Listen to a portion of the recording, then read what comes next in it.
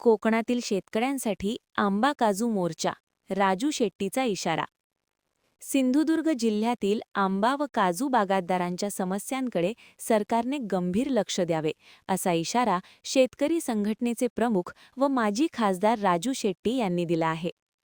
आंबा बागायतदारांना हेक्टरी 5 लाख रुपये आणि काजू बागायतदारांना 3 लाख रुपये नुकसान भरपाई मिळावी, तसेच इतर अनेक मागण्यांवर सरकारने ठोस निर्णय घ्यावा, या मागणीसाठी 12 मार्च 2026 रोजी सकाळी 10 वाजता ओरोस येथील छत्रपती शिवाजी महाराजांच्या पुतळ्यापासून जिल्हाधिकारी कार्यालयापर्यंत मोर्चा काढण्याचा निर्णय वेंगुर्ला येथे आंबा बागायतदारांच्या बैठकीत घेण्यात आला. राजू शेट्टी म्हणाले की संपूर्ण सिंधुदुर्ग जिल्ह्यातून बागायतदार मोठ्या संख्येने मोर्चात सहभागी होतील.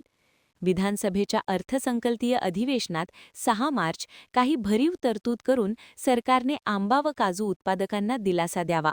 जर दिलासा मिळाला नाही तर 12 मार्चला प्रचंड मोठा मोर्चा आम्ही काढणार, असा इशारा त्यांनी दिला आहे. सरकारने त्वरित दिलासा द्यावा अशी मागणी त्यांनी केली आहे.